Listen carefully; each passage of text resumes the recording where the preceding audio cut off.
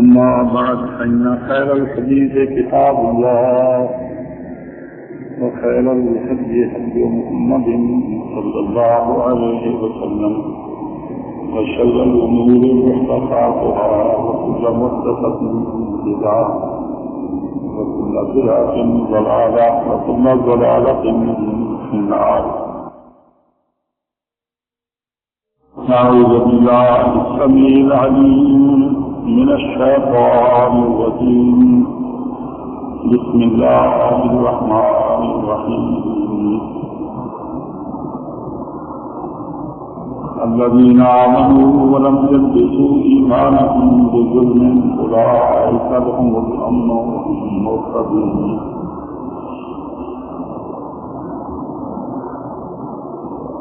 انسان اس دنیا میں رہتے ہوئے یہ اکثر بھول جاتا ہے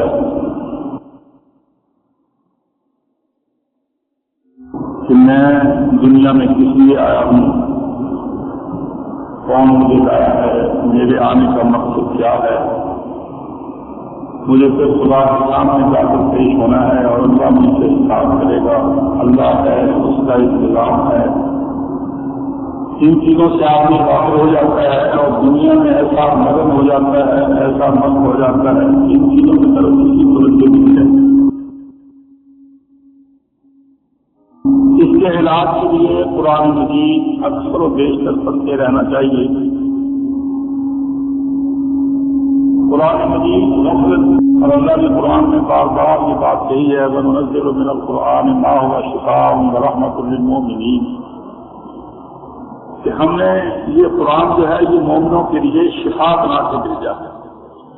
شفا کے معنی یہی ہے کہ زنگ لگتا ہے تو اس قرآن سے دور ہو جاتا ہے، سستی آتی ہے تو اس قرآن مجید سے دور ہو جاتی ہے۔ غفلت کا علاج ہے، انسان کو جب دنیا کا مرض لگ جاتا ہے، دنیا میں انسان کو انہماک زیادہ ہوتا ہے اور اللہ کی طرف سے انسان ڈھیلا اور سست پڑتا ہے تو قرآن مجید اس کو ہوشیار اور خبردار کرتا ہے۔ قرآن مجید مومن کے لیے شفا ہے، رحمت ہے، بہت خیر اور برکت ہے۔ اتفاق کی بات ہے کہ ہم لوگ اب تو قرآن مجید پڑھتے بہت کم ہیں، اور اگر پڑھتے ہیں تو سمجھتے نہیں ہیں، وہ اثر ہی نہیں ہوتا۔ اب اگر آدمی سادہ قرآن پڑھ بھی جائے تو ٹھیک ہے، بہت تقدس کے تحت پڑھے آدمی، کچھ نہ کچھ اس کو ثواب حروف کا ملتا ہے، لیکن وہ جو قرآن مجید کی خاصیت ہے، اس کی جو تاثیر ہے، اس سے انسان محروم رہتا ہے۔ قرآن مجید جو ہے اس کا سب سے بڑا فائدہ وہ یہی ہے کہ اس کو جگانا، مومن کو جگانا، اس کو ہوشیار رکھنا، اس کو خبردار کرنا۔ قرآن مجید کا بڑا فائدہ یہ سمجھو کہ جیسے غذا ہم جو روزانہ کھاتے ہیں، یہ جو ہمارے کام کرنے سے مثلا چلنا پھرنا کام کرنا، یہ ہماری مشینری اس سے گھستی ہے، طاقت خرچ ہوتی ہے، جس سے کمزوری آتی ہے، لیکن قرآن سے وہ کمزوری جو ہے وہ دور ہوتی چلی جاتی ہے۔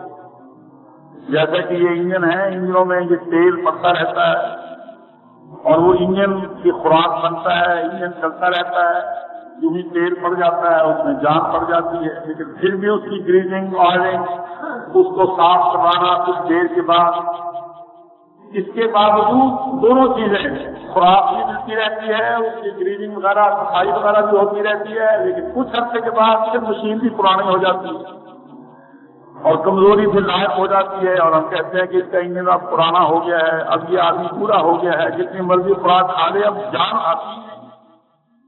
تو یہ نظام جو ہے انسان کا اس دنیا میں یہ چلتا ہی رہتا ہے، چلتا ہی رہتا ہے۔ جب انسان اس دنیا میں ہے تو اس کو دونوں طرح کی خوراک بہت ضروری ہے۔ جسم کے لیے یہ ہم جو روٹی کھاتے ہیں، دودھ پیتے ہیں، سبزیاں پھل وغیرہ یہ کھاتے ہیں، یہ جو کمی ہوتی رہتی ہے مشینری میں، کمزوری آتی ہے، اس کا ساتھ ساتھ علاج ہوتا رہتا ہے۔ اور دنیا کی محبت اور دنیا میں مصروفیت، بیوی ہے، بچے ہیں، پھر اس کے بعد کاروبار ہے، یہ وہ اس کے لیے انسان کو یہ قرآن خوراک ہے، نماز خوراک ہے، اللہ سے دل لگانا، اللہ کی طرف متوجہ ہونا، اور متوجہ کرنے والی چیز یہ قرآن مجید ہے، یہ خوراک ہے۔ اب جس آدمی کو یہ خوراک نہ ملے وہ لازماً بے دین ہو جائے گا۔ اور ہم دنیا کو دیکھ نہیں رہے، یہ جتنی دنیا آپ کو زیادہ بے دین نظر آتی ہے اس کا سبب کیا ہے؟ ان کو دینی خوراک نہیں ملتی۔ ان کو جو خوراک ملنی چاہیے ان کی روح کو ایمان اور دین کی، اور وہ قرآن مجید ہے، وہ تعلیم ہے، وہ تبلیغ ہے، ان کے کانوں میں یہ دین کی باتیں پڑتی رہیں، اللہ کی یاد کی باتیں پڑتی رہیں، وہ میسر نہیں آتی، اس لیے وہ اللہ کی طرف سے دور ہوتے چلے جاتے ہیں اور دنیا میں وہ زیادہ مصروف ہوتے جاتے ہیں، اور وہ ایک طرح سے دین سے دوری، خرابی اور بیماری اور بالآخر کفر موت ہے۔ اللہ سے بالکل دور ہو جانا، اللہ کو بالکل بھلا دینا، یہ دین کی موت ہے اور یہ کفر ہے۔ یہ چیزیں انسان کو سمجھتے رہنا چاہیے۔ میں نے بہت دیکھا ہے اور میں بہت سوچتا ہوں، اور خود یہ ہم یہ محسوس کرتے ہیں کہ ہم سست پڑ جاتے ہیں، پھر قرآن مجید پڑھتے ہیں، بعض اچھے جو لوگ ہیں ان کی کتابیں پڑھتے ہیں، پھر ایمان تازہ ہوتا ہے، کچھ جذبہ پیدا ہوتا ہے، جیسا کہ جان پڑ گئی ہے جسم میں۔ پھر اس کے بعد یہ دنیا کے دھندے 2-4 دن کے بعد کمزوری محسوس ہوتی ہے، غفلت محسوس ہوتی ہے، پھر اس طرح سے ہی قرآن مجید۔ تو میں سوچا کرتا ہوں کہ یا اللہ جب ہمارا یہ حال ہے تو جو بیچارے بالکل ہی ان پڑھ ہیں، جن کو یہ چیزیں میسر ہی نہیں آتی، ان کا کیا حال ہوگا؟ اور وہ دنیا ہمارے سامنے۔ اب آپ دنیا کو دیکھ لیں، کتنا مسلمانوں میں سے طبقہ وہ ہے جو بالکل بے دین شخص، کوئی کمیونسٹ بن گیا، کوئی سوشلسٹ بن گیا، کوئی بالکل شہریہ بن گیا، بے نماز، بے دین، بالکل صاف۔ اور پھر جو ہے وہ بھی خود نہ سمجھنے کی وجہ سے، صحیح دین کی سمجھ نہ ہونے کی وجہ سے دین کے رنگ میں بے دین ہے۔ بہت کم لوگ ایسے ہیں جن کو بھی دین کی صحیح سمجھ ہے اور ان کے دلوں میں خدا کا خوف ہے، ان کو دن بدن قرب حاصل ہوتا جاتا ہے۔ اب دیکھو نا قرآن وقت وقت تاریخ، سجدہ کر قریب ہو، سجدہ کر قریب ہو، سجدے کرتا جا قریب ہوتا جا، سجدے کرتا جا قریب ہوتا جا۔ اب اس سے یہ بات صاف نظر آتی ہے نا کہ سجدے میں بندے کو خدا کا قرب بہت حاصل ہوتا ہے، لیکن ہم دیکھتے ہیں کہ بے نماز بالکل خدا سے دور، نمازی خدا سے بہت دور ہے، بے نمازوں کا تو کہنا ہی کیا ہے۔ نمازی اکثر نمازیوں کا طبقہ جو ہے وہ خدا سے بہت دور ہے۔ اس کی وجہ کیا ہے کہ قرآن کو سمجھتے نہیں۔ رمضان شریف میں ختم قرآن کریں گے اور دنوں میں قرآن مجید کی منزلیں پڑھتے ہیں، اس میں نعرہ نہیں کرتے، لیکن قرآن کو سمجھتے نہیں۔ اب یہ قرآن مجید کی آیت چھوٹی سی آج میں نے آپ کے سامنے پڑھی ہے، دیکھو کیا فیصلہ سن آئے۔ الذین آمنوا ولم یلبسوا ایمانہم بظلم اولئک لہم الامن۔ جو آدمی ایمان لے آئے اور اپنے ایمان کو اور ظلم کو خلط ملط نہ کرے، اولئک لہم الامن، ان لوگوں کو بالکل امن ہو، انہیں کوئی خطرہ نہیں ہے۔ وہم مہتدون، اور یہ ہدایت والے ہیں، صحیح منزل پر پہنچنے والے ہیں۔ وہم مہتدون یعنی یہ آدمی صحیح راہ پر جا رہے ہیں اور عین منزل مقصود پر پہنچنے والے ہیں۔ اور دیکھیے بات اس میں کیا کہی ہے کہ آگے بیسیکلی کس کو ہے، خطرے سے بچا ہوا کون ہے۔ اب جس کی فکر آدمی کو لازمی ہونی چاہیے، تو اللہ نے بتا دیا کہ جو ایمان کو ظلم کے ساتھ نہ ملا، جب سے مسلمان ہو گیا ہے، مسلمان ہونے کے بعد پھر وہ گناہوں سے بچے، اور ظلم کی سائڈ میں سب سے پہلے شرک آتا ہے، پھر اس کے بعد بدعت آتی ہے، پھر زنا، چوری، یہ بدماشیاں اور خرابیاں جو ہیں وہ ساری کی ساری آتی جاتی ہیں۔ اب یہ جو ہے انسان اگر مسلمان ہو کر شرک کرے تو اس نے الذین آمنوا ولم یلبسوا ایمانہم بظلم، ایمان کے ساتھ ظلم کو ملا دیا، اس کے لیے خطرہ ہی خطرہ ہے، وہ بچ نہیں سکتا، بے شک وہ مسلمان ہے۔ جو بدعتیں کرتا ہے اس کے لیے خطرہ ہی خطرہ ہے، کیونکہ یہ بہت بڑا ظلم ہے، وہ بچ نہیں سکتا۔ اسی طرح سے جو اور گناہ کرتا ہے چھوٹے بڑے سارے کے سارے وہ نقصان ہی کرتا ہے، اس کے لیے خطرہ ہی خطرہ ہے، امن سے وہ محروم ہوتا جا رہا۔ تو امن کس کو ہے؟ امن اس کو ہے کہ جو آدمی مسلمان ہونے کے بعد گناہ سے پرہیز کرے۔ گناہ بہت بری چیز ہے میرے بھائیوں۔ انسان کو جب بھی کوئی کام کر رہا ہو، مثلا فرض کر لیجیے گا آپ باتیں کر رہے ہیں،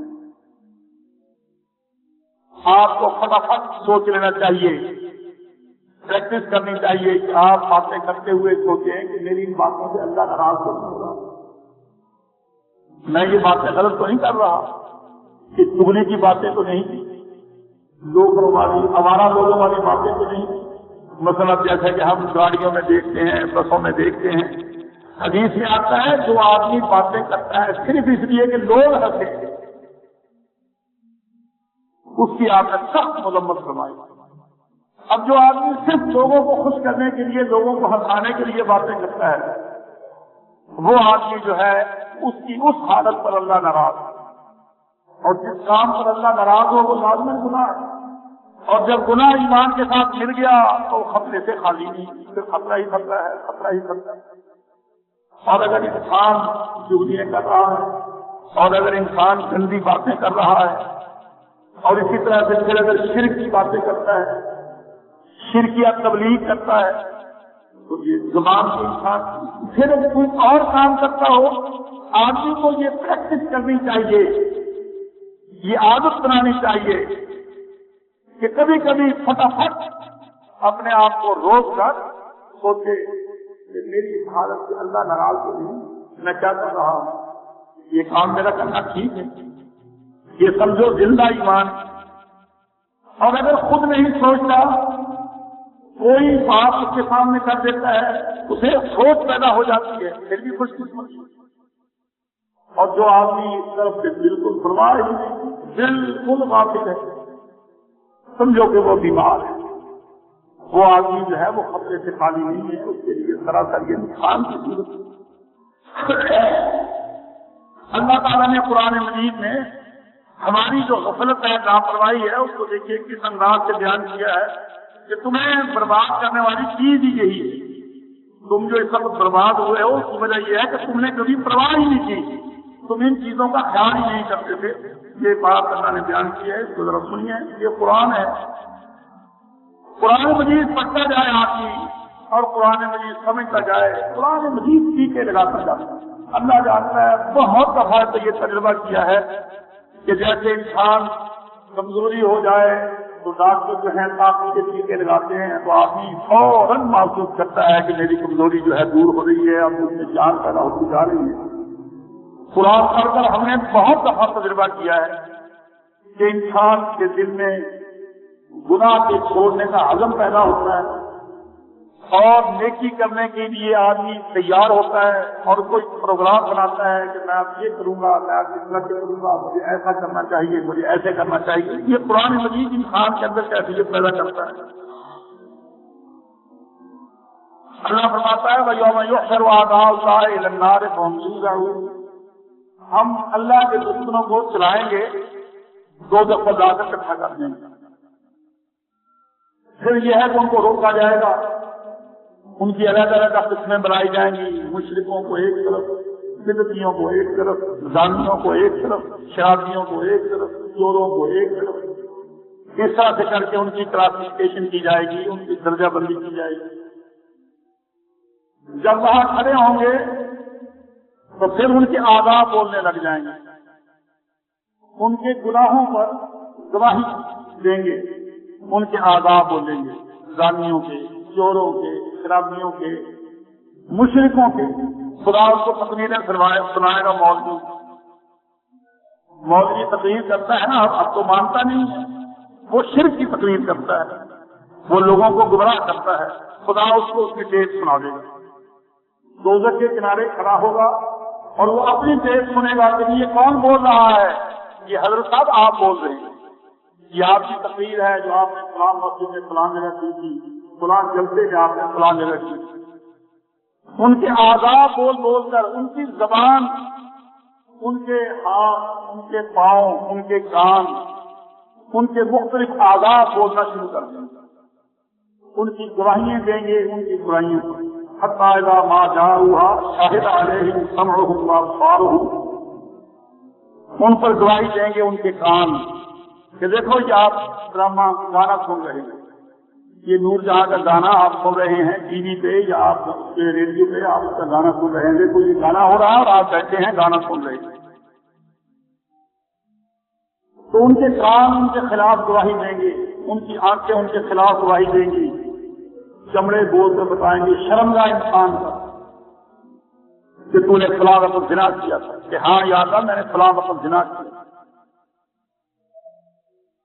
وقالوا لجلودہم، آدمی حیران ہوگا تو بڑا یہ کیا بات ہو گئی، خود اپنے جسم سے کہے گا ہے ہاتھ سے، جب ہاتھ کھول کر کہے گا کہ یا اللہ میں نے تھپڑ مارا تھا فلاں کو، فلاں یتیم کو، فلاں بے گناہ کو، فلاں معصوم کو میں نے تھپڑ مارا تھا، جب میں افسر لگا ہوا تھا تو میں نے اس کو تھپڑ مارا تھا، ہاتھ کھول کر بتائے گا، شرمگاہ بول کر بتائے گا کہ یا اللہ میں نے فلاں جگہ زنا کیا تھا، تو آدمی اپنے جسم کی طرف متوجہ ہو کے، اپنے اعضاء کی طرف متوجہ ہو کر کہے گا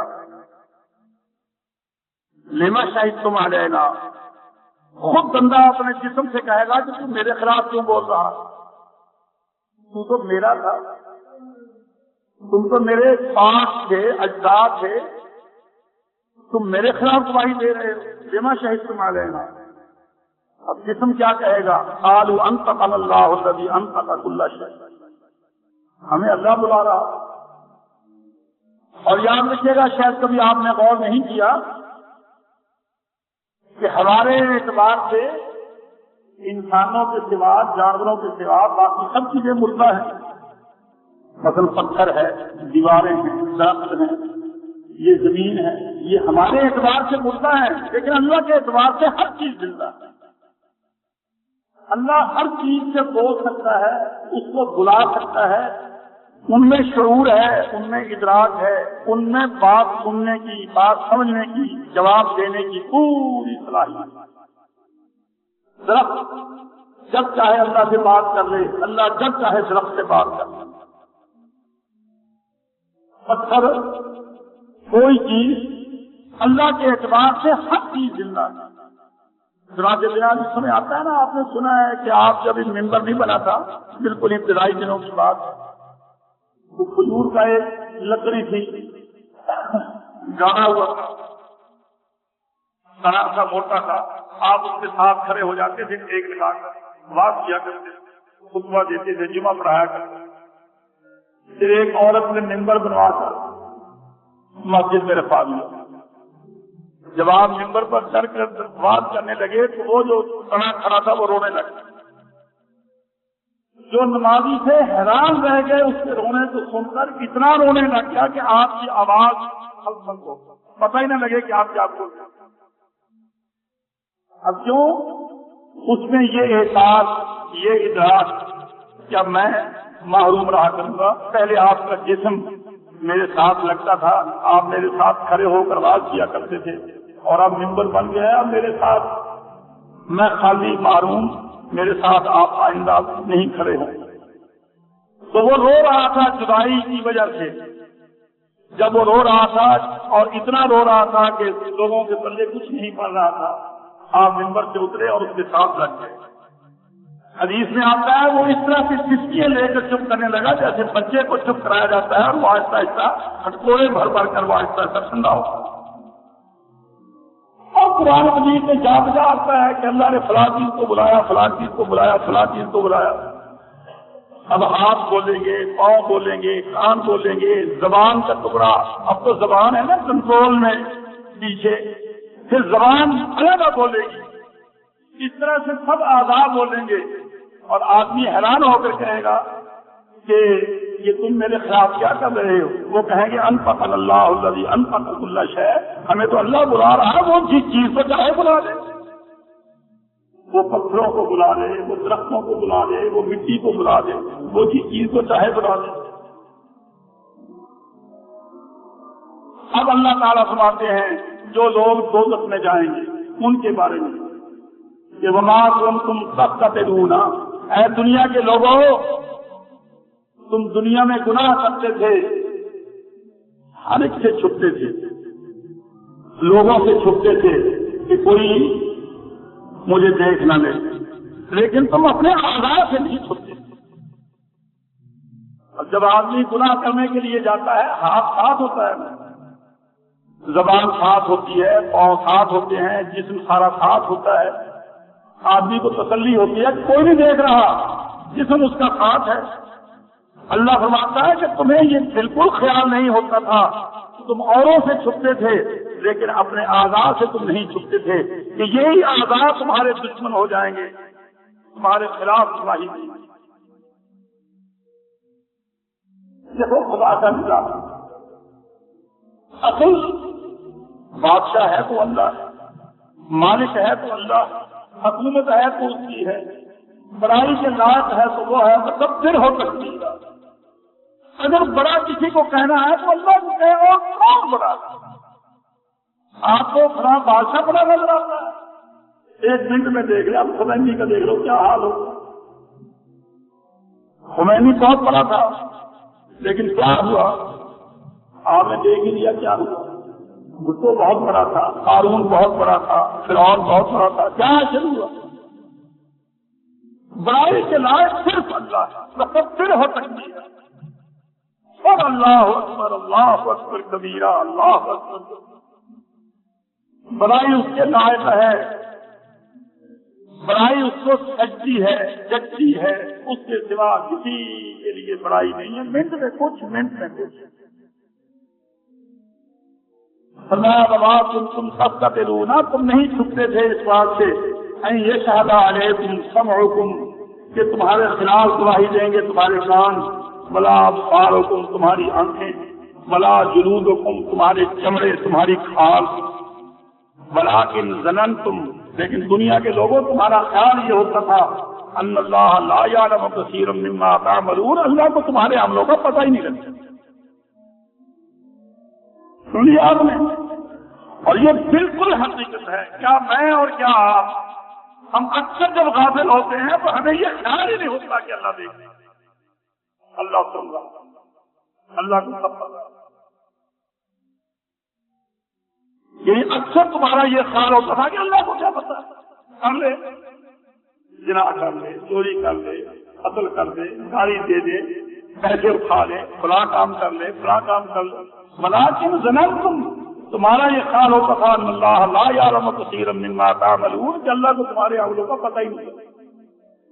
بس آدمی مسجد میں آتا ہے نا تو تھوڑا سا خیال ہوتا ہے کہ مسجد میں شرارت نہ کروں، تو حدیث چپ رہو، مسجد ہے، مسجد میں باتیں نہیں کیا کرتے، باہر جو مسجد کرتے یہی جیسے کہ اللہ کو باہر پتہ ہی نہیں، اللہ تو مسجد میں خاص دیکھتا ہے تو باہر نہیں دیکھتا۔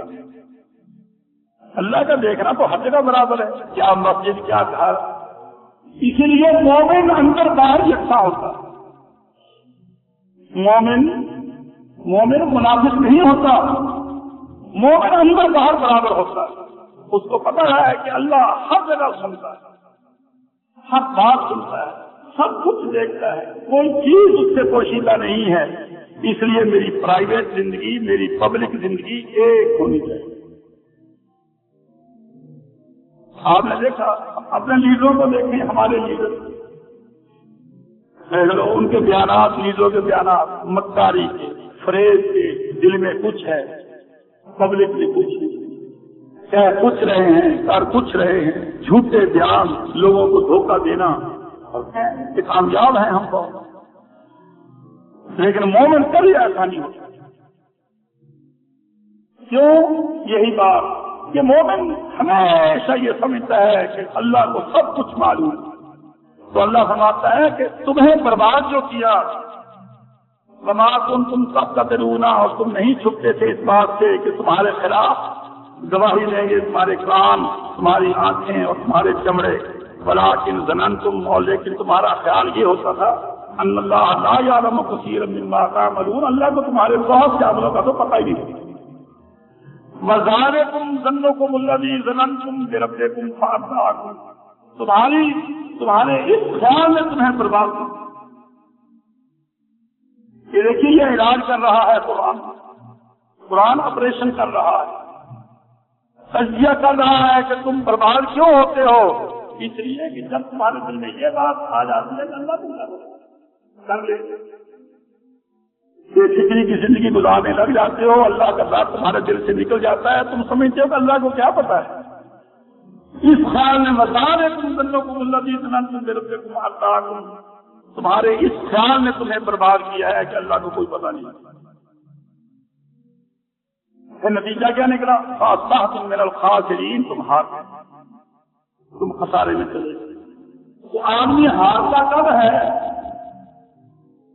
جب آدمی اللہ کی طرف سے غافل ہوتا ہے، اللہ کا نام دل سے نکل جاتا ہے، وہ یہ نہیں سمجھتا کہ اللہ دیکھتا ہے، اللہ سنتا ہے، اللہ کو علم ہے، کوئی چیز اس سے پوشیدہ نہیں، یہ بتاؤ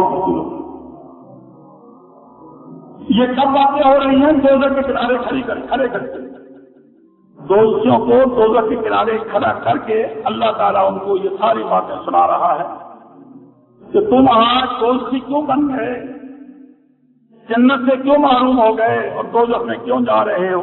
اس وجہ سے کہ دنیا میں تم بے فکری کی زندگی گزارتے تھے، اللہ کا ڈر تمہارے دلوں میں نہیں ہوتا تھا کہ اللہ دیکھتا ہے، اللہ سنتا ہے، اللہ کو ہر چیز کا پتہ ہے۔ چلو آپ دوزخ کے کنارے تو پہلے ہی کھڑے ہوں گے، خدا کہہ رہا داخل ہو جاؤ دوستو، چلو صحیح یقین فنار وصل اللہ، آج اگر صبر کرو تو دوزخ سے جانا نہیں، ہماہم من المعتدین، اور اگر معذرت کرو نہیں اللہ جانے دے، اللہ معاف کر دے، اللہ چھوڑ دے، اللہ ترس کر، ہماہم من المستعتبین، کوئی فرق نہیں۔ یہ دنیا ہے، صبر کرو تو تکلیف کم ہو جاتی ہے۔ ہم کہتے ہیں نا مثلا کوئی چیرا دینا ہو، صبر کر بس میرا صبر کر، تھوڑی دیر صبر کر، صبر سے تکلیف کم ہوتی ہے۔ لیکن اللہ کیا کہتا ہے جب دوزخ میں جاؤ صبر کرو یا نہ کرو فائدہ نہیں، اس میں رو ہونا بس دے، صبر کرو یا نہ کرو سواء علیکم، کوئی فائدہ نہیں۔ کہیں یصبروا، اب اگر آج صبر کرو تو دوزخ تمہارا ٹھکانا ہے، وہیں یستعتبوا، اور اگر تم اتبا چاہو معذرت کرو، معافی مانگو کہ یا اللہ جانے دے، اللہ چھوڑ دے، اللہ معاف کر دے، ہماہم من المعتدین، کوئی فرق نہیں پڑے گا، اب معافی کا سوال ہی نہیں پیدا ہوگا۔ وہاں جا کر قارون بھی کہے گا یا اللہ توبہ، فرعون بھی کہے گا یا اللہ جانے دے، ابو جہل بھی کہے گا، لیکن کوئی فائدہ نہیں، کوئی فائدہ نہیں۔ آج فائدہ ہے، آج فائدہ ہے جب کہ آپ گناہ کرتے ہیں۔ اب جب میرا گناہ ہو جائے، زنا کے قابل وہ نہیں، چوری کے قابل وہ نہیں، حرکت وہ نہیں کر سکتا، وہ کہے یا اللہ توبہ، توبہ کے بعد تو کہیں کچھ نہیں سکتا، توبہ کیا؟ توبہ کرے جوان، پھر دیکھے خدا کہتا ہے توبہ، لڑکی سامنے آ رہی ہے، دیکھتا ہے یا نہیں دیکھتا؟ دیکھو یہ ہے توبہ کا مطلب۔ اور اللہ نے قرآن میں کہا ہے، آئے قرآن کیا کہوں میں آپ سے کہ قرآن سے بڑی محبت کرو، قرآن کو سمجھنے کی کوشش کیا کرو، قرآن مجید کو ترجمے کے ساتھ پڑھو، تھوڑی تھوڑی رواں تشریح جو ہوتی ہے اس کے ساتھ پڑھو۔ اللہ قرآن میں کہتا ہے وَإِذَا جَاءَكَ الَّذِينَ يُؤْمِنُونَ بِآيَاتِنَا، اے نبی جب تیرے پاس میرے مومن بندے آئے ہیں، وہ جو ایمان لا چکے ہیں، جب آ کر انہیں سلام کیا کر، فَقُلْ سَلَامٌ عَلَيْكُمْ وَإِذَا جَاءَكَ الَّذِينَ يُؤْمِنُونَ بِآيَاتِنَا، جب تیرے پاس میرے وہ بندے آئے ہیں جو میری باتوں کو مانتے ہیں، فَقُلْ سَلَامٌ عَلَيْكُمْ، ان سے پہلے سلام کیا اور پھر کیا کہا کر ان کو میرا پیغام دیا کر، کیا كتب ربكم على نفسه الرحمة، تمہارے رب نے رحمت کو اپنے ذمے فرض کر دیا۔ كتب ربكم، لکھ دی ہے تمہارے رب نے على نفسه الرحمة، اپنے نفس پر رحمت، اپنے نفس پر اس نے رحمت کو لازمی کر دیا ہے تمہارے۔ کیا مطلب اس کا؟ مطلب اس کا یہ ہے انہو من عمل منکم سوءا بجہالۃ، کہ اے مسلمانوں، تم میں سے جو کوئی گناہ کر بیٹھے جہالت سے، نفس کے غلبے سے، بےوقوفی سے، حماقت سے، من عمل منکم سوءا، جو تم میں سے گناہ کر بیٹھے جہالت کے میں نے بے علمی نہیں ہے، جہالت کے میں نے حماقت، مطلب بندہ جناح کرتا ہے، جناح کو بے علمی سے کرتا ہے، حماقت سے کرتا ہے، نادانی سے، بے سمجھی سے، بےوقوفی سے کرتا ہے۔ تو فرمایا کہ تم میں سے جو کوئی گناہ کر لے جہالت سے، من عمل منکم سوءا ثم تاب من بعد، اس کے بعد توبہ کر لے، واصلح، اور اصلاح کر لے، توبہ کر لے اور اس کے بعد اپنی اصلاح کر لے، فإنہ غفور رحیم، اللہ اس کو بخش دے گا، اللہ اس کے لیے غفور رحیم۔ آپ نے سن لیا خدا غفور رحیم کس کے لیے ہے؟ بریلویوں کے لیے جو شرک کرتے جاتے ہیں، توبہ توبہ توبہ توبہ، ان کے لیے خدا غفور رحیم۔ ان ڈرائیوروں کے لیے جو ڈرائیور کے سامنے لکھا ہوتا ہے توبہ میری، توبہ میری، اوپر توبہ میری اور ادھر گانا لگایا ہوا ہوتا ہے، آپ نے دیکھا ہی ہے، ڈرائیور کے سامنے لکھا ہوتا ہے توبہ میری اور ادھر گانا لگا ہوا ہوتا ہے۔ یہ کوئی توبہ ہے؟ توبہ کیا ہے؟ من تاب منکم ثم اصلح، جو باز آ جائے اور آئندہ کے لیے اپنی اصلاح، توبہ اس کی ہے کہ ادھر توبہ کی، ادھر گانا بند، بس میں جب تک ڈرائیوری کروں گا گانا نہیں ہوگا، آئندہ میں زنا نہیں کروں گا، میں چوری نہیں کروں گا، میں گندی سوسائٹی میں نہیں جاؤں گا، جس گناہ سے میں توبہ کر رہا ہوں وہ گناہ نہیں کروں گا، اور واصلح، اپنی اصلاح کروں گا، جس سے مجھ میں طاقت آئے، میرے ایمان میں قوت آئے، میرے اندر روکنے کی طاقت پیدا ہو جائے، گناہ سے روکنے کی طاقت پیدا ہو جائے، یہ اصلاح ہے۔ ان کے لیے بتا دے فإنہ غفور رحیم، اللہ ان کے لیے بخشنے والا مہربان ہے، یہ علاج ہوگا۔ اور جو آدمی دنیا میں پرواہ ہی نہیں کرتا، یہی خیال کر لو کر لو، دیکھو شیطان کیا دھوکے دیتا ہے، آدمی سے یہ کہتا ہے کر لے کام، پھر توبہ کر لینا بعد میں، یعنی وہ آدمی مسلمان ہوتا ہے، گناہ کو گناہ جانتا ہے، لیکن شیطان اس کے دل میں یہ وسوسہ ڈالتا ہے کر لے کوئی حرج نہیں ہے، بعد میں توبہ کر لینا، معافی مانگ لینا۔ اور یہ چکر آپ کو پتا ہے کہ یوسف علیہ السلام کے بھائیوں میں بھی اللہ نے ڈال دیا۔ یعقوب علیہ السلام اپنے بیٹے یوسف سے زیادہ محبت کرتے تھے، چھوٹا بچہ تھا، بھائیوں کو حسد ہو گیا ہے، ابا جو ہے اس کو چھوڑتا ہی کسی وقت نہیں، ہر وقت اس کو صاف رکھتا ہے، انگلی سے لگائے پھرتا ہے، پیار کرتا ہے، بہت محبت کرتا ہے، حالانکہ کما کر ہم لاتے ہیں، کام سارا ہم کرتے ہیں، ہمیں پوچھتا ہی نہیں اور اس کو ہر وقت چومتا رہتا ہے۔ اقتلوا یوسف، اب بھائی مشورہ کر رہے ہیں، اقتلوا یوسف، قتل کر دو، اب اطرحوہ ارضا، یا کسی دور دراز زمین میں پھینک دو، یخل لکم وجہ ابیکم، جب یہ نہیں رہے گا تمہارا ابا فارغ ہو جائے گا، پھر اس کی نگاہ کے سامنے تم ہی رہو گے، تم سے پھر محبت کرے گا، یہ کام کر لو، وتکونوا من بعدہ قوما صالحین، بعد میں نیک ہو جانا، بعد میں توبہ کر لینا، یہ کام کر لو۔ شیطان آدمی کو دیکھتے ہیں یہ وسوسہ ڈالتا ہے۔ اول تو آدمی کو ہمیشہ یہ چاہیے کہ جب کبھی گناہ کا موقع آئے تو اپنے ایک اسٹرگل ہوتی ہے، دیکھیے نفس تین ہوتے ہیں، نفس امارہ، نفس لوامہ، نفس مطمئنہ۔ جب انسان بد ہوتا ہے تو نفس امارہ حاکم ہوتا ہے، شرارتی نفس جو گناہ پر ابھارتا ہے وہ غالب ہوتا ہے، بے شک باپ سمجھائے بس برائی کی طرف توجہ زیادہ ہوتی ہے۔ جب پھر کچھ نیکی کی طرف آتا ہے تو پھر نفس لوامہ پیدا ہو جاتا ہے کہ اگر وہ گناہ کر لیتا ہے تو پھر دل اس کا ملامت کرتا ہے، بھائی نہیں یہ ٹھیک نہیں، تو نے بہت برا کیا ہے، یہ اچھا کام نہیں کیا، یہ سمجھو کہ کچھ ڈھلنے والی بات ہے دین کی طرف۔ اور پھر جب یہ اسٹرگل انسان کے نفس میں یہ اسٹرگل ہوتی رہتی ہے، یہ جنگ ہوتی رہتی ہے، نیکی کی طبیعت اس کی بن جاتی ہے، نیکی کی طرف رغبت زیادہ ہو جاتی ہے، گناہ کی طرف رغبت کم ہوتی جاتی ہے، بالآخر نفس مطمئنہ پیدا ہو جاتا ہے کہ پھر گناہ کی طرف اس کا دل چاہتا ہی نہیں، اس کا دل ادھر جاتا ہی نہیں، گناہ کی طرف نہیں جاتا۔ تو یہ آدمی کیا یہ سمجھو ترقی کی ہے، پہلے نفس امارہ میں مبتلا رہتا ہے، پھر نفس لوامہ کام کرتا ہے، پھر نفس مطمئنہ حاصل ہو جاتا ہے۔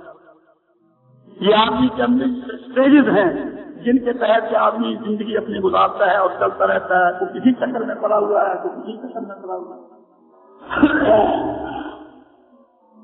تو اللہ تعالیٰ کی یہ بات توجہ سے سن لیجیے گا، قرآن مجید میں جا بجا اللہ نے فرمایا ہے انی لغفار، لوگوں میں بڑا غفار ہوں، لیکن کس کے لیے؟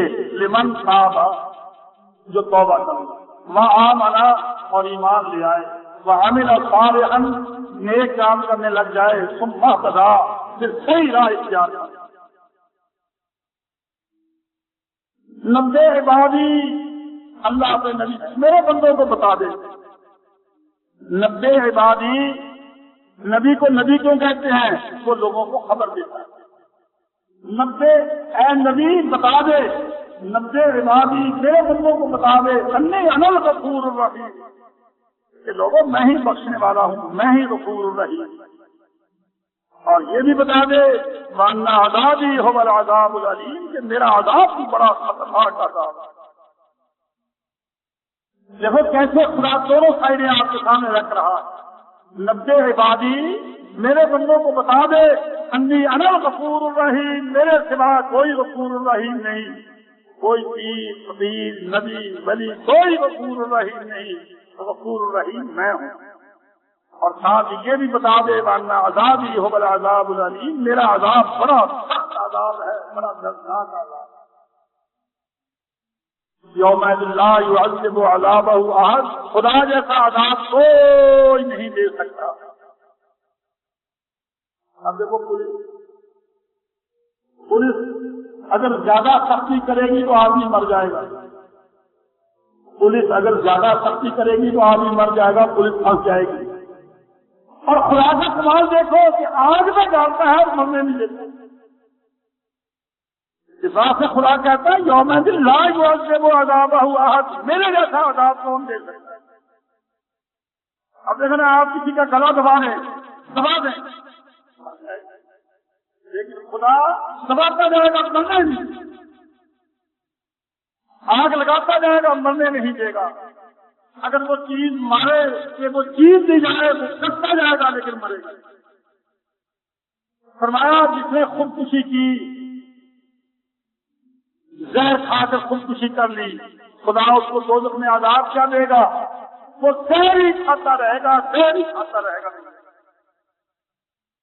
جس نے اپنے آپ کو شوٹ کر لیا، پسٹل لیا اور شوٹ کر لیا، وہ دوزخ میں اپنے آپ کو شوٹ ہی کرتا رہے گا، لیکن زندہ بھی ہے۔ گولی مارے گا، کبھی دل میں مارے گا، کبھی سر میں مارے گا، کبھی کہیں مارے گا، کبھی کہیں مارے گا، یہی عذاب اس کو ہوتا رہے گا، لیکن خدا مرنے نہیں۔ قرآن میں ہے کیا کہ من کل مکان، موت ہر جہاں طرف سے آئے گی، لیکن وما هو بمیت، مرے گا۔ خدا اس کو کچلہو پلائے گا، کھولتا ہوا پانی، پیپ، بہتی ہوئی پیپ خدا پلائے گا، جس کا دل چاہتا ہے، لیکن وہ پیے گا۔ موت اس کو چاروں طرف سے آئے گی، ایسی سختی ہوگی کہ فوراً موت آ جائے، لیکن وما هو بمیت، مرے گا، خدا مرنے نہیں، پھر عذاب کیسے؟ تو اس لیے میرے بھائیوں اللہ سے ڈرو، اللہ کو پہچانو۔ اللہ نے قرآن میں فرمایا نا وَمِنَ النَّاسِ مَن يَقُولُ آمَنَّا بِاللَّهِ، دنیا میں ایسے لوگ بھی ہیں کہ کلمہ پڑھ لیتے ہیں، آمنا باللہ کہتے ہیں، لیکن جب دین کا معاملہ آتا ہے تھوڑی سی انہیں تکلیف اٹھانی پڑتی ہے۔ فَإِذَا أُوذِيَ فِي اللَّهِ، جب اسے دین میں تھوڑی سی تکلیف آتی ہے جعل فطرۃ الناس کعذاب اللہ، اس کو تھوڑی سی تکلیف رشتے دار دیتے ہیں، حکومت دیتی ہے، برادری تنگ کرتی ہے، اور اسے کوئی تکلیف آتی ہے دین کی وجہ سے، تو وہ کیا سمجھتا ہے جیسے خدا کا عذاب، پھر واپس کفر میں چلا جاتا ہے۔ بعض آدمی اہل حدیث ہو جاتے ہیں لیکن برادری تنگ کرتی ہے، بائیکاٹ کرتی ہے، رشتہ ناطہ نہیں کرتی، لین دین بند کر دیتی، اس کو تنگ کرتے ہیں، وہ تنگ آ کر پھر مدد چھوڑ دیتے۔ چنانچہ مجھے بتایا کسی نے، تھوڑے دنوں کی بات ہے، کہ ایک مولوی بیچارہ اہل حدیث ہو گیا، بریلوی مولوی، اللہ نے اس کو سمجھ دی، کچھ کتابیں پڑھی، کچھ ایک دو بات سن لیے، وہ اہل حدیث ہو گیا۔ اب لوگوں نے اس کے پیچھے نماز پڑھنے بند کر دی کہ تو وہابی ہو گیا ہے، تو بگڑ گیا ہے، تیرے پیچھے ہم نماز نہیں پڑھیں گے۔ اس نے کہا چلو نہیں پڑھتے نہ سے، تو انہوں نے کہا کہ یہ تو ٹھیک ہے، کامیاب نہیں ہوا۔ انہوں نے کیا کیا، وہ جو اس کی بیوی کا باپ تھا اس کو جا کر اکسایا کہ تیرا جوائی، تیرا داماد تو مرتد ہو گیا۔ انہوں نے وہ آئے، بیوی کو لے گئے، چھوٹے چھوٹے بچوں کو چھوڑ دیا، بیوی کو لے گئے۔ اب بیچارہ مصیبت میں مبتلا ہے، چھوٹے چھوٹے بچے ہیں، کیا ان کو کرے؟ بیوی بھاگ گئی، باپ آ کر لے گیا۔ آخر اس نے ایک ہفتہ نہیں کاٹا، پھر بریلوی ہو گیا۔ اب کیا کروں میں تو بچ نہیں سکتا، میرا تو گزارا ہی نہیں ہوگا۔ اللہ نے قرآن میں بالکل یہی نقشہ کھینچا ہے، سورہ عنکبوت پڑھ کر دیکھ لیں۔ وَمِنَ النَّاسِ مَن يَقُولُ آمَنَّا بِاللَّهِ، لوگ ایسے بھی ہیں جو ایمان لے آتے ہیں لیکن فائدہ اوذی باللہ، جب دین میں اس کو کوئی تکلیف پہنچتی ہے جعل فطرۃ الناس کعذاب اللہ، لوگوں کی جو تکلیفیں ہیں ان کو وہ اللہ کا عذاب سمجھتا ہے اور واپس ہو جاتا ہے، واپس چلا جاتا ہے، برداشت نہیں کرتا، اللہ پر بھروسہ کر کے برداشت نہیں کرتا کہ آخر کب تک، جب میں نے اللہ کے لیے یہ نوٹ کیا ہے تو اللہ میرا ساتھ چھوڑ دے گا۔ یہ ساری عظمت کی بات ہے، اور قرآن میں اللہ کیا کہتا ہے، وَعَلَى اللَّهِ فَتَوَكَّلُوا إِن كُنتُم مُّؤْمِنِينَ، اگر تم میں ایمان ہے تو بھروسہ اللہ پر۔ دیکھیے آپ نے مذہب صحیح اختیار کیا، اللہ آپ کو چھوڑ دے گا۔ اللہ صرف فرماتا ہے کہ یہ پکا ہے یا کچا ہے، جب وہ دیکھ لیتا ہے کہ یہ پکا ہے تو خدا ساتھ۔ یعنی آپ یہ دیکھیے، آپ نے شرط یہ اندازہ نہیں کیا کہ اللہ پر ایمان کے معنی کیا ہے۔ اللہ پر ایمان کے یہ معنی نہیں ہے کہ تم یہ مان لو کہ اللہ ہے، یہ تو کافر بھی کہتا ہے کہ اللہ ہے، مشرک بھی کہتا ہے کہ اللہ ہے۔ اللہ پر ایمان کی کیا معنی ہے، اپنے دل سے پوچھ کر دیکھیے، آپ کھڑے بیٹھے۔ اللہ پر ایمان کی کیا معنی ہے، اللہ پر ایمان کے معنی یہ ہے کہ میرے سارے کام ہو گئے، میرا وہ ساتھ ہوگا۔ اور اگر اللہ کے ایمان کے یہی معنی ہے کہ اللہ ہے تو مشرک بھی یہی کہتا ہے، کافر بھی یہی کہتا ہے، کیا ایمان ہوا؟ اس لیے اللہ کہتا ہے وَعَلَى اللَّهِ فَتَوَكَّلُوا إِن كُنتُم مُّؤْمِنِينَ، اگر تم میں ایمان ہے تو اللہ پر بھروسہ کرو۔ اور اصل میں حقیقت میں ایمان نام ہی توکل کا، اللہ پر بھروسہ۔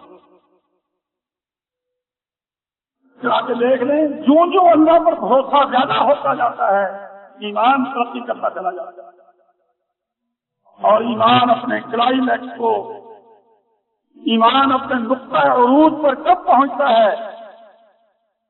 جب آدمی میں اللہ پر بھروسہ حد سے زیادہ ہو، حتیٰ کہ اسے پھر کسی کی پرواہ نہیں رہتی۔ تاکہ نبیوں کی زندگی کو دیکھ لیں، جب مکے کے لوگ تنگ آ گئے رسول اللہ صلی اللہ علیہ وسلم کے بارے میں، ابو طالب کے پاس آئے، آپ ہی کہنے لگے تھے تیرے بھتیجے نے ہمیں بہت تنگ کیا ہے، یہ کہتا ہے کہ ہمارے معبود کر کچھ نہیں سکتے۔ جھگڑا تو آج تک بھی وہی ہے۔ میرے بھائیوں سن لو، پہلے زمانے کا مشرک ابو جہل اور آج کا مشرک کوئی بھی ہو، دونوں کا شرک برابر، شرک کی اقدار وہی ہیں، باتیں وہی ہیں، ایمان پہلے زمانے کا اور آج کا ایمان بالکل بات وہی۔ پہلے زمانے کا ایماندار بات کرے گا، اس زمانے کا ایماندار بات کرے گا تو دونوں کی بات ایک ہی طرح کی۔ پہلے زمانے کا مشرک بات کرے گا اور اس زمانے کا مشرک بات کرے گا تو دونوں کی بات ایک ہی طرح کی۔ ابراہیم علیہ السلام اپنے باپ سے پوچھتے ہیں ہل یسمعونکم اذ تدعون، ابا تو جو ان بتوں کے پیچھے لگا رہتا ہے، ہل یسمعونکم اذ تدعون، جب تم ان کو بلاتے ہو یہ سنتے ہیں؟ اور ینفعونکم اور یضرون، تمہیں نفع نقصان پہنچا سکتے ہیں؟ یہ ابراہیم علیہ السلام اپنی قوم سے پوچھتے ہیں اور اپنے باپ سے پوچھتے ہیں۔ کیا انہوں نے جواب دیا؟ ہم کچھ نہیں جانتے، ہمارے باپ دادا یہ کرتے آئے ہیں، ہم کرتے ہیں، یہ انہوں نے جواب دیا۔ اور آج کیا ہوتا ہے، ہم مزار پر جاتے ہیں، لوگوں کو دیکھتے ہیں گرے پڑے، لوگوں کو گرے پڑے ہم دیکھتے ہیں تو ان سے پوچھتے ہیں ارے یہ سنتے ہیں، یہ تمہیں کو نفع نقصان پہنچا سکتے ہیں؟ تو فوراً کہتے ہیں کہ ہمارے بزرگ سارے ایسے ہی کرتے ہیں، ایک بات کوئی فرق نہیں۔ پہلے وہ انسان جب ذرا ڈھیلا پڑ جاتا ہے تو شیطان چڑھ جاتا ہے، اس پر غالب آ جاتا ہے، اور جب انسان اللہ کی طرف متوجہ ہوتا ہے تو حالت کچھ ہو جاتی ہے۔ تو ایمان جسے کہتے ہیں اللہ پر بھروسے، اللہ پر بھروسے کو ایمان کہتے ہیں۔ میں نے آپ کو یہ بات بتایا، اس کی بیوی کو لے گئے، وہ بیچارہ 4 دن میں گزر، اور ادھر حضرت سعد بن ابی وقاص کی ماں بیوہ تھی، اس نے پالا ان کو، جوان ہو گئے، رسول اللہ صلی اللہ علیہ وسلم کے ساتھ مل گئے۔ اس زمانے میں لوگ سمجھتے تھے کہ جو آدمی محمد کے ساتھ مل گیا صلی اللہ علیہ وسلم وہ بگڑ گئے، وہ بے دین ہو گیا، اس نے مذہب بدل لیا۔ ماں مکے سے چل کر مدینے پہنچی، گرمی کا موسم، کپڑے کھا رہی ہے، بال موڑ رہی ہے، دھوپ میں کھڑی ہے، میں مر جاؤں گی، میں مر جاؤں گی، میرے سامنے جان دے دوں گی، میرے ساتھ محمد۔ اب رسول اللہ صلی اللہ علیہ وسلم بڑے حیران ہیں کہ بیچارہ صاحب تو بڑے سخت امتحان میں تھا، ساتھ کو منہ کو دیکھتے ہیں کہ ماں کو دیکھتے ہیں کہ ماں کو، اب نتیجہ کیا نکلے گا؟ ساتھ رجسٹ کرتا ہے، مقابلہ کرتا ہے، یہ اس کا فین فرق پکا کھڑا ہے کہ بیٹھا ہے، اب ساتھ لکھ رہے ہیں۔ تھوڑی دیر کے بعد دیکھا کہ ماں نہیں، شیطان اس پر سوار ہے، وہ کہنے لگے ماں اب تو تیری ایک جان ہے، اگر تیری 100 جان ہو اور تم میرے سامنے 100 دفعہ جان اپنی دے دے، کبھی نہیں دیے۔ یہ ایمان ہے، مجھ میں تبدیلی کبھی نہیں آئی۔ بس شیطان بھاگ گیا، ماں کا جواب فوراً ٹھیک ہو گیا۔ اب دیکھنا وہ اس کی بیوی کو لے کر بچوں کو پریشانی، وہ کیا کیا؟ اگر وہ خدا پر بھروسہ کرتا تو کیا ہوتا؟ جیسے یہ بگڑ رہا ہے، ماں بھی تو مرتی، ماں بھی تو 1-2 دن کے بعد بگڑتی مرتی، باپ کو مارتی، شادی ہوتی، پھر اس کے گھر میں آتی، یہ کام ہو جاتا۔ اللہ صرف دیکھ ہی رہا تھا کہ اس کا ایمان کتنا مضبوط ہے۔ تو اللہ تعالیٰ فرماتے ہیں کہ بعض آدمی وہ ہوتے ہیں کہ تھوڑی سی اللہ کے راستے میں تکلیف آتی ہے اور اللہ کچھ دن بچتا ہے تکلیف۔ دیکھو نا، جب اللہ نے کسی کو لینا ہے، جب اللہ نے کسی کو لینا ہے تو وہ ٹنکا بجا کر نہیں دے گا، یہ پکا بھی ہے کہ ویسے ہی ہے۔ اللہ میں تو حیران ہوتا ہوں، کبھی کمہار کے پاس جاؤ، کمہار کے پاس کیا لیں گے آپ وہاں سے؟ یہ سرنگیں، یہ مٹکے، کڑیاں، پانی کے لیے برتن، ہنڈیاں لڑائیے، تو وہ جو جہان تھا وہ ڈنڈا تھا وہ برتن مار مار کر سبزیاں بناتا ہے اپنے برتنوں کو کہ دیکھ کیسا پکا ہے۔ تو خدا کہتا ہے میں نہ کرتا، تو کہے لا الہ الا اللہ، میں کہوں آجا تیسر کے، آجا تیسر کے جیسے کہ چاہے کہ ہم جائیں گے حضور جنت کے دروازے پہ کھڑے ہوں گے، کہیں گے میرا امتی آ گیا، رات رام پڑتا ہوا، مجھے لے کر جنتوں میں چلے جائیں گے۔ کیا میٹھا خواب ہے، کیا بیوقوفی کی بات ہے۔ اللہ قرآن میں کہتا ہے کوئی فطرت، کہ لوگوں کا یہ خیال ہے کہ ان کو چھوڑ دیا جائے گا، نہیں یقولوا آمنا، صرف آمنا کہنے پر، ایمان لانے پر، کلمہ پڑھنے پر، وہم لا یفتنون، میں سمجھاؤں بجاؤں گا نہیں، میں کھڑا نہیں کروں گا۔ وَلَقَدْ فَتَنَّا الَّذِينَ مِن قَبْلِهِمْ، میں نے آزمایا ان لوگوں کو جو ان سے پہلے تھے۔ وَلَيَعْلَمَنَّ اللَّهُ الَّذِينَ صَدَقُوا وَلَيَعْلَمَنَّ الْكَاذِبِينَ، میں نے سچے جھوٹے نکھار دیے، دکھا دیا لوگوں کو۔ دیکھ لو حضرت بلال کو بھوک میں ڈال دی، تیز کانٹوں سے مارتے، کبھی ہوئی ریت پر ڈالتے، گرم گرم چیزیں اس پر ڈالتے، اور وہ کیا کہتا، دل میں سوچ رکھا تھا موت ہی ہے نا، وہ یہی کہتا رہا کہ اللہ ہی اللہ ہے، ٹھیک ہے پرواہ کچھ نہیں۔ فرعون نے مائی آسیہ کو تکلیفیں دینے میں ایسی کا سوچا، کہاں تو وہ لاڈلی اور پیاری بیوی، اور کہا یہ کہ جب اس کو پتہ لگ گیا کہ یہ تو دل سے موسیٰ علیہ السلام کے ساتھ ہے، اب بجائے اس سے کہ اس کو چارپائی کے اوپر سلائے، جس چارپائی پر سوتا اس کے جو پائے ہوتے، چارپائی کے پائے ہوتے، بیوی کی ٹانگیں اور پاؤں اس کے نیچے دبا کر اس طرح سے بیوی کو تکلیفیں دی۔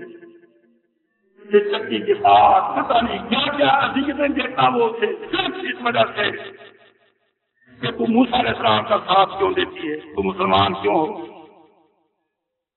اللہ قرآن مجید میں اس مائی آسیہ کی دعا ہو سکتا ہے، رب نجنی من فرعون وعملہ، یا اللہ مجھ کو فرعون سے بھی نجات دے اور اس کے کاموں سے بھی نجات دے۔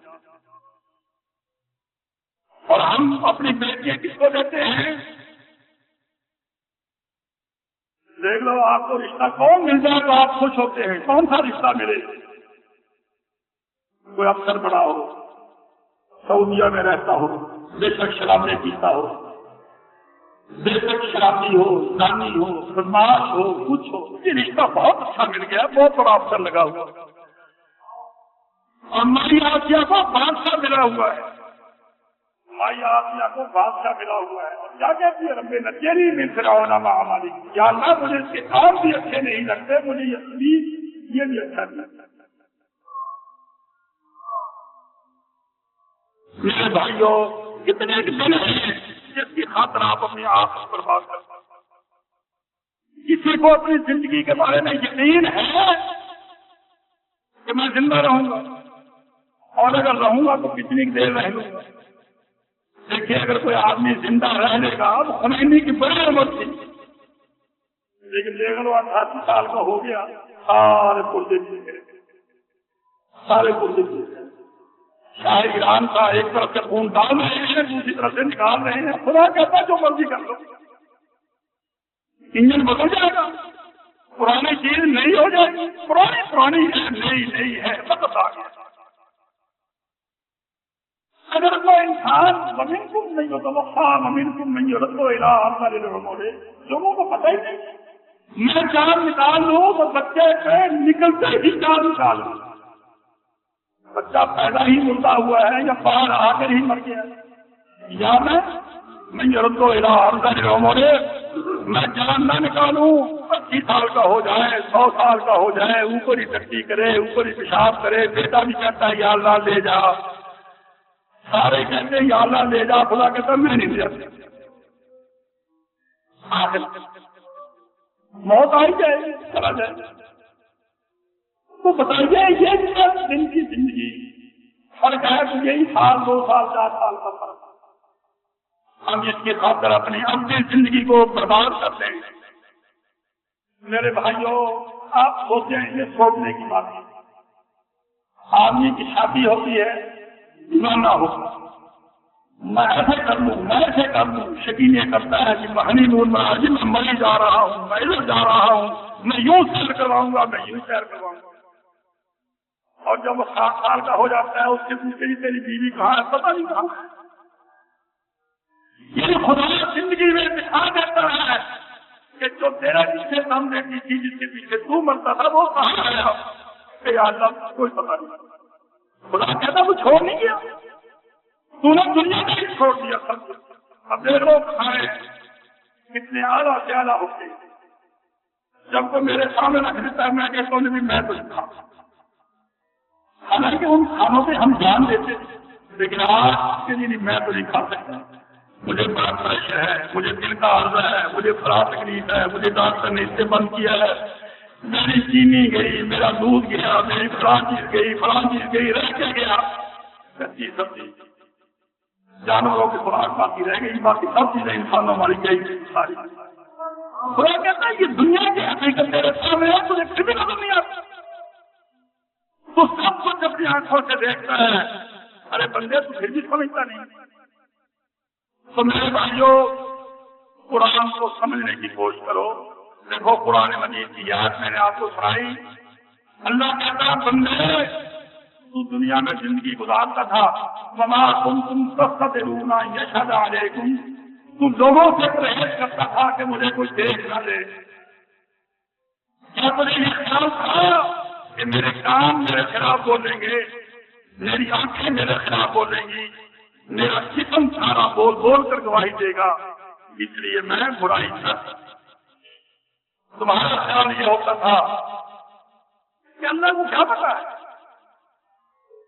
اللہ کو کیا پتا ہے، اللہ کا دیکھتا ہے۔ تمہیں کائنات سے زیادہ ڈر لگتا ہے لیکن اللہ سے ڈر نہیں لگتا۔ تمہیں حکومت کی سیلری کا ڈر ہے اور اللہ کے جو فرشتے ہیں کندھوں پر بیٹھے ہوئے ان سے ڈر نہیں لگتا کہ یہ صحیح ہے۔ ما یلفظ من قول الا لدیہ رقیب عتید، یوں ہی بندہ ایک لفظ زبان سے نکالتا ہے، ہمارا لکھنے والا رائٹر بالکل رقیب عتید، عتید کے بنے بالکل تیار، نہ اس کا پین کبھی خشک ہو نہ اس کا کاغذ کبھی ختم ہو، فٹافٹ بات کو نوٹ کر لیتا ہے۔ لیکن اللہ کی اس بات کو ہم کہتے بھی ہیں کہ قرآن میں ہے اور اللہ نے کہی ہے، لیکن اللہ سے نہیں ڈرتے، اور حکومت کی سیلری کا ہمیں ڈر رہتا ہے کہ حکومت کو یہ اطلاع پہنچ جائے گی اور میں پہنچ جاؤں گا۔ میرے بھائیوں، اگر ایمان کو درست نہیں کرنا تو جمعے کا کیا فائدہ؟ یہ جمعہ جو ہے یہ عیسائیوں کی اسمبلی نہیں ہے کہ وہ سنڈے کو اسمبلی کر لیتے ہیں، جمع ہو جاتے ہیں، بھجن پڑھتے ہیں، گیت گاتے ہیں، تالیاں مارتے ہیں اور چلے جاتے ہیں۔ یہ جمعہ ہے، اور یہ جمعہ اس لیے ہے کہ آپ کو ہوشیار کیا جائے، آپ کو خبردار کیا جائے، آپ کو سکھایا جائے، آپ اپنے نفس کی اصلاح کریں، اپنی موت کو یاد کریں، خدا کے حساب کو اپنے سامنے رکھے کہ اللہ کے سامنے حساب ہے۔ اور اللہ کیا کہتا ہے، قرآن مجید کو پڑھا کرو، دبا ترجمہ ہی دیکھ لیا، دیکھیں قرآن اللہ کیسے بولتا ہے اور کیا کہتا ہے۔ اللہ یعنی بالکل تاریخ کا جیسے سارا پیش کرنا مختصر تھا، اللہ تعالیٰ اس کو بیان کرتا ہے اور آخر میں نتیجہ یہ نکالتا ہے۔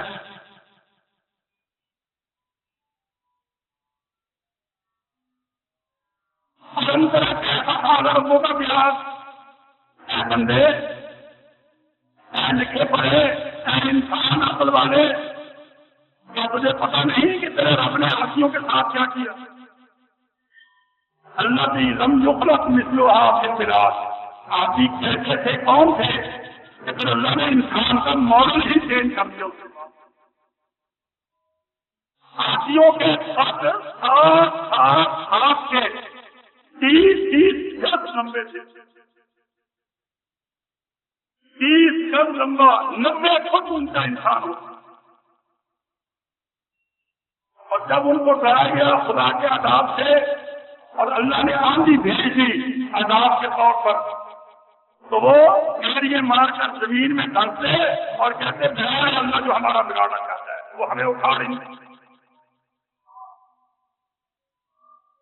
لیکن اللہ نے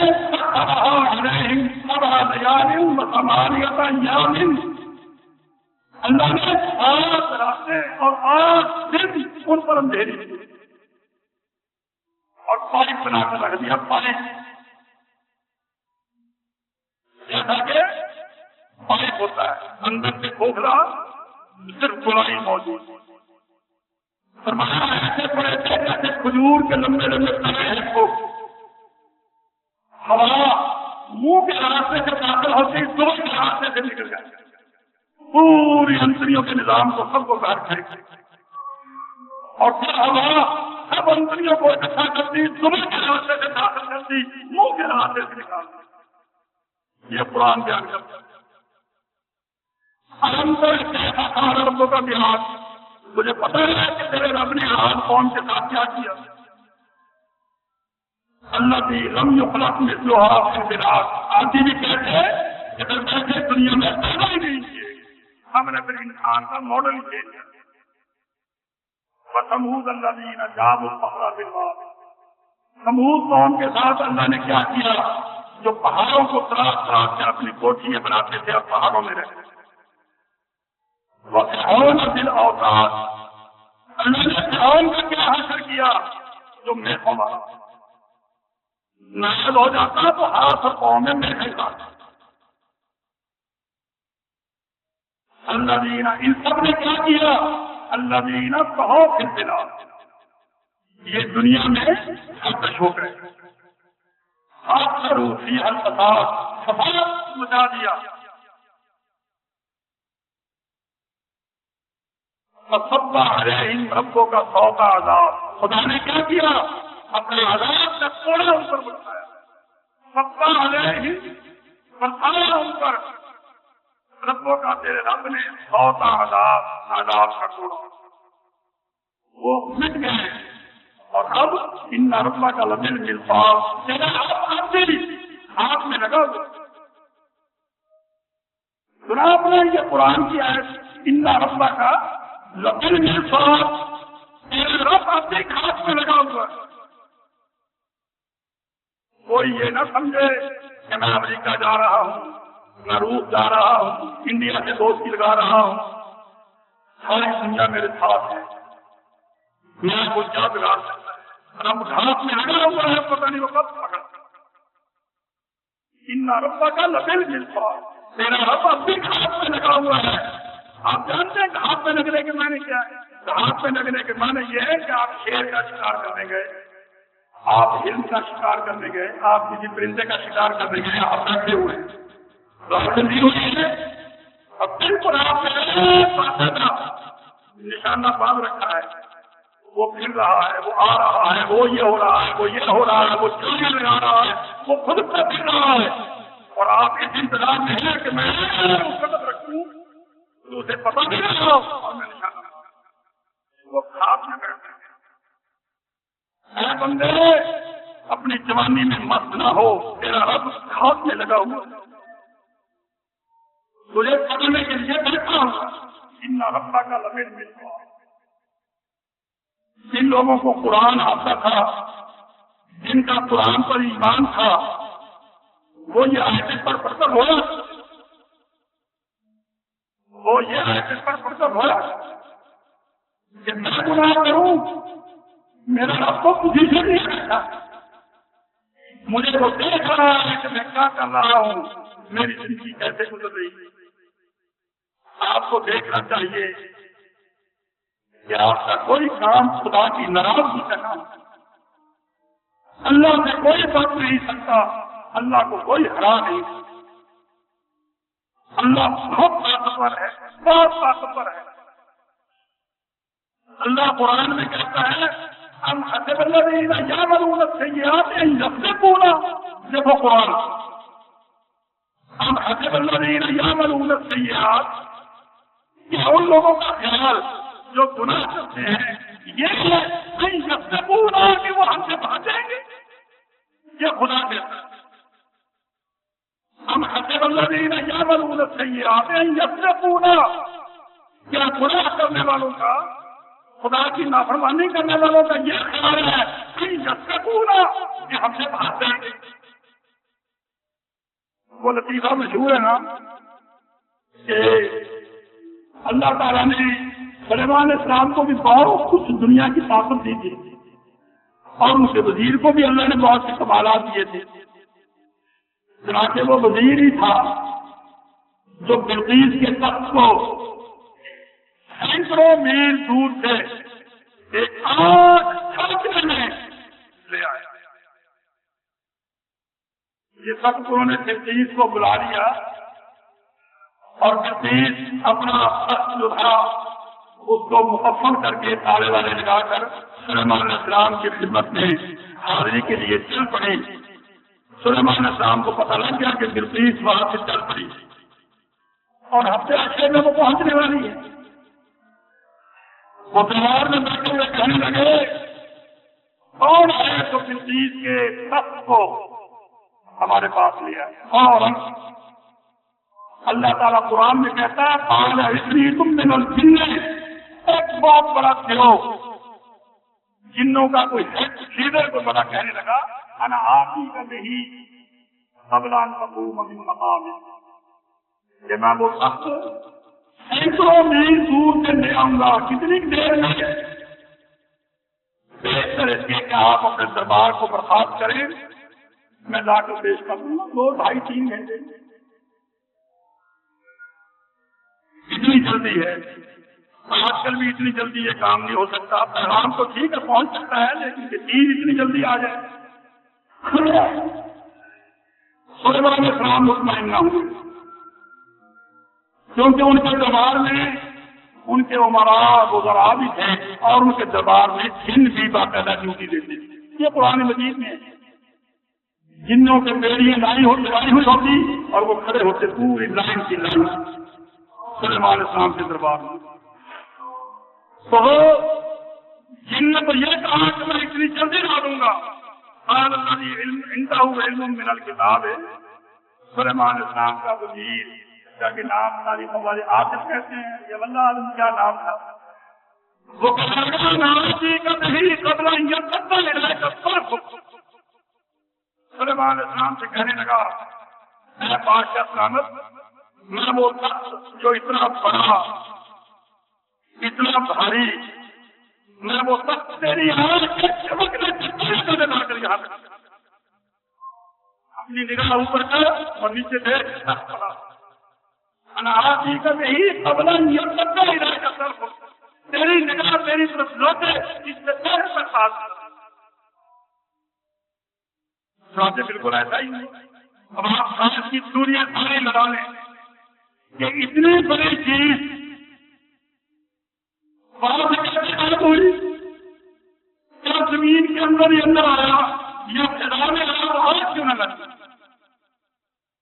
یہ دیکھ لو، یہ تو راکٹ واکٹ جاتے ہیں کتنا احترام کرتے ہیں کہ ایسے کروں میں سے گزر کر جانا ہے، یہ نہ ہو، یہ ہونا چاہیے، لباس ایسا ہونا چاہیے، خوراک ایسی ہونی چاہیے، فلاں چیز دیتے ہیں ایسی اہتمام، یعنی وہاں کوئی دربار نہیں آیا اور مثلا یہاں دربار لگا ہوا ہے، یہاں لا کر وہ تخت حاضر کر دیا، یہ پہلے نہیں کر کے آج کے جبرکنے میں تخت تھا وہ لا کر کھڑا کر، یہ ایک شخص نے انسان کا یہ کمال تھا جو اللہ نے اس کو دے رکھا۔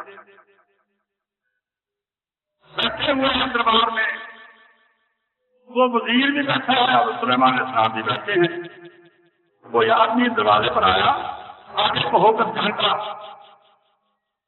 چلا گیا۔ ہر ایک کو یہ خیال ہوا کہ یہ بڑا بدتمیز ہے، اس کو آداب مجلس کا کوئی خیال نہیں، بادشاہ کا دربار لگا ہوا ہے، بغیر پوچھے آیا ہے، چھاتی ڈالی ہے اور چلا گیا ہے، نہ کوئی مقصد نہ کوئی بات نہیں. کون ہے؟ کوئی جاسوس ہے، کوئی کون ہے، کوئی باغی ہے یا کوئی کیا ہے. حالانکہ حیران ہوتا ہے. وہ وزیر پوچھنے لگا سلیمان علیہ السلام سے کہ یہ کون تھا؟ کہنے لگے اپنے وزیر سے کہ یہ ملک الموت تھا، تیری جان لینے کے لیے آیا. اچھا یہ کیا بات ہوئی؟ تو وہ کہنے لگا آپ سے وزیر پھر آپ. انہوں نے کہا آپ کیا؟ اللہ نے ہوا میرے قبضے میں کر رکھی ہے، اللہ نے دن میرے قبضے میں کر رکھے ہیں، یہ میرے وسائل ہیں اور جو آج دنیا میں کسی کو حاصل نہیں. ہوا میرے قبضے میں ہے اور قرآن کے طرف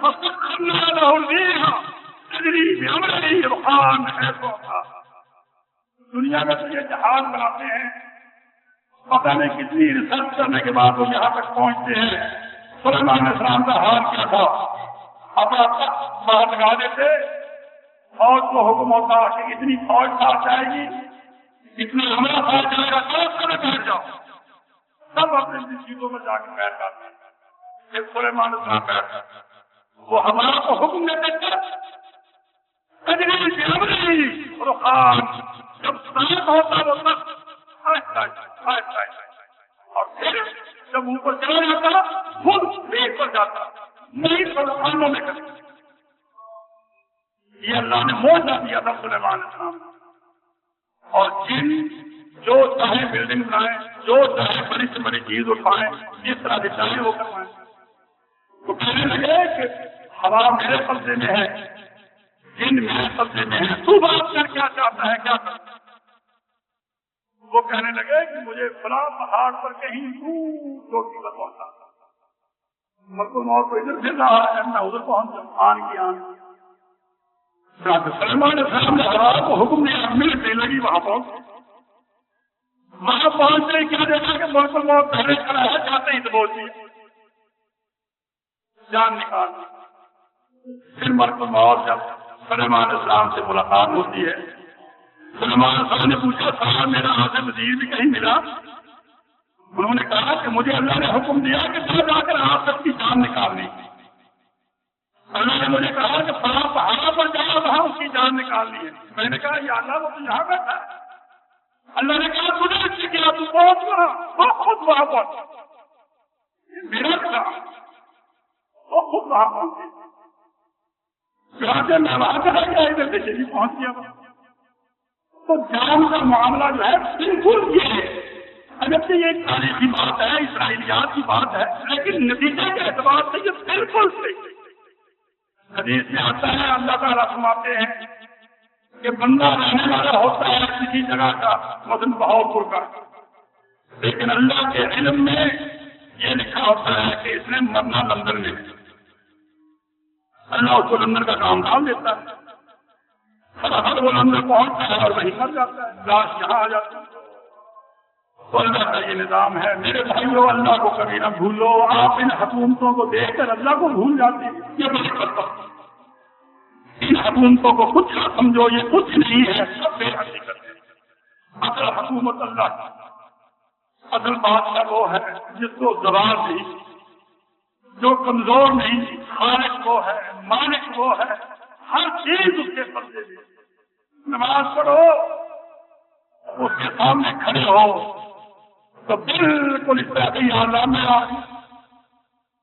اب آیا، خود آیا، اپنی مرضی سے آیا. یا اللہ موت تو تو لائے گا نا، میدان معاشر میں اپنے تہوار میں تو تو لائے گا. یا اللہ یہاں میں خود آیا، اللہ مجھے معاف. اللہ مجھ سے بڑی غلطی ہو گئی ہے، تو مجھے معاف کر. اور میرے بھائیوں ان باتوں کے ساتھ اس حقیقت کو بھی سمجھ لیں کہ جب تک آدمی کا عقیدہ صحیح نہ ہو، لائن صحیح نہ ہو، مذہب صحیح نہ ہو، کسی چیز کا کوئی فائدہ نہیں. دیکھیے آپ سفر کریں، ذمہ سے سوچیے. آپ کو کہیں جانا ہو تو راستہ صحیح ہونا چاہیے یا غلط؟ یہ کیا کہتا ہے آپ؟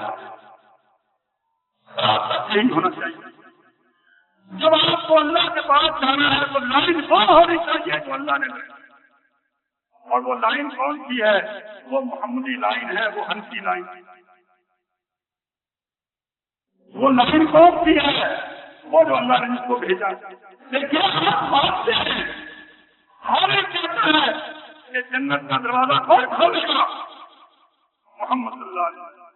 اور پھر تم بن کے گئے ہو حنفی، نکاح حنفی، نماز حنفی، روزہ حنفی، صلاۃ حنفی، حج حنفی، سب کچھ حنفی، اور تو کہتے نہیں جنت کا دروازہ حضور کھولے۔ میرے بھائیوں، دین کو سمجھو۔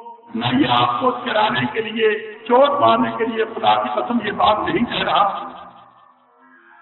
میں دل کے سر سے یہ بات کہتا ہوں اور ہر صبح اس کو دوہراتا ہوں۔ دنیا بہت سی برباد ہوگی اس پر کہ وہ نمازیں بھی پڑھتے تھے، وہ روزے بھی رکھتے تھے، سب کچھ کرتے تھے، لیکن ان کی تعریف غلط۔ اور پھر میری بات یہ سن لیں،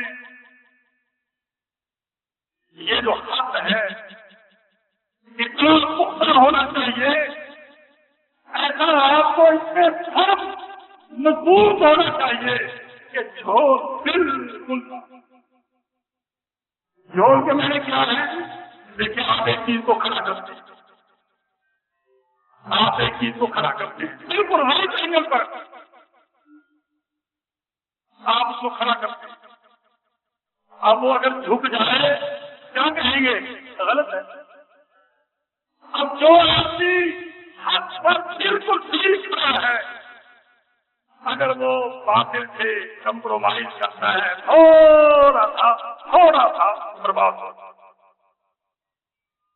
اس لیے آپ کو اپنا عقیدہ، اپنا مذہب اس میں بالکل چھوڑ نہیں ہونی چاہیے، اس میں بالکل کچا پن نہیں ہونا چاہیے۔ جو آدمی تھوڑا سا بھی کچا ہے اپنے عقیدے میں، وہ وہ مار کھائے گا، وہ محروم رہے گا، وہ روئے گا، وہ پچھتائے گا۔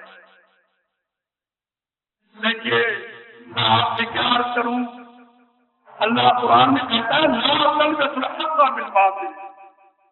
لوگ تو چاہے رہنا، لوگ کہتے ہیں مل جل کر رہو، لوگ کہتے ہیں مل جل کر رہو، جو بندیوں اہل حدیث ہو، جو بندیوں سے مل کر رہو، جو بندیوں اہل حدیثوں سے مل کر رہو، مل جل کر رہو۔ اب مل جل کر رہو کہ میں نے کیا ہے؟ دیکھو نا، جب دو ایک نہیں، دو الگ کب ملیں گے تو کیا ہوگا؟ آپ پر باطل گڑبڑ ہوگا۔ اور خدا کیا کہتا ہے اصل کے ساتھ قابل بات چلے، حق و باطل کے ساتھ بالکل تم میں چھوڑ بالکل نہیں ہونی چاہیے۔ اس سلسلے میں جتنے آپ مضبوط ہوں گے، اور میں خدا کا اللہ جانتا ہے گناہ بہت کرتے ہیں، مجھے اپنی ذاتی غلطیوں کا پتہ ہے، کیا کیا ہم سے گناہ ہو جاتے ہیں، زبان سے غلطیاں، ہاتھ سے غلطیاں، بہت کچھ گناہ کر بیٹھتے ہیں، لیکن خدا کا ہزار شکر ہے کہ جھول بالکل، یہ نرمی بالکل نہیں ہے۔ ایک آدمی ڈھیلا پڑ رہا ہے اور ہم کہیں کوئی حق نہیں، کوئی حق نہیں، ٹھیک ہے، کوئی حق نہیں، کوئی حق نہیں۔ ہمیں جو ذرا بھی محمدی لائن سے ہٹتا ہے ہمیں بہت برا لگتا ہے۔ ہم اس کے ساتھ اختلاف کرنا، اس سے رشتہ ناتا کرنا، اس سے میل جول رکھنا، ان کے ارادوں میں شامل ہونا، ان سے تعلقات قائم کرنا، اس کو ہم بہت برا کرتے ہیں۔ اور یہ آپ کی خوش قسمتی کی دلیل ہے کہ اگر آپ کا معاملہ یہ اپنے دین کو خالص کرو اور اللہ کی ذات سے پوری پوری امید رکھو۔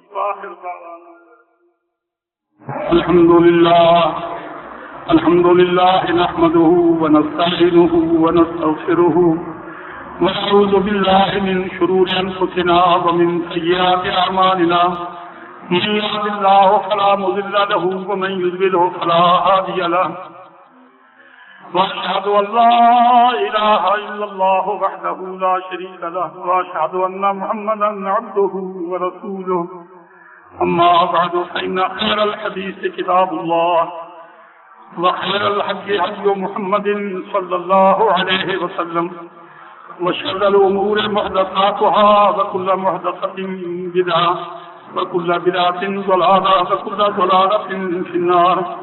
إن الله يأمر بالعدل والإحسان وإيتاء ذي القربى وينهى عن الفحشاء والمنكر والبغي يعظكم لعلكم تذكرون سبحان ربك رب العزة عما يصفون وسلام على المرسلين والحمد لله رب العالمين.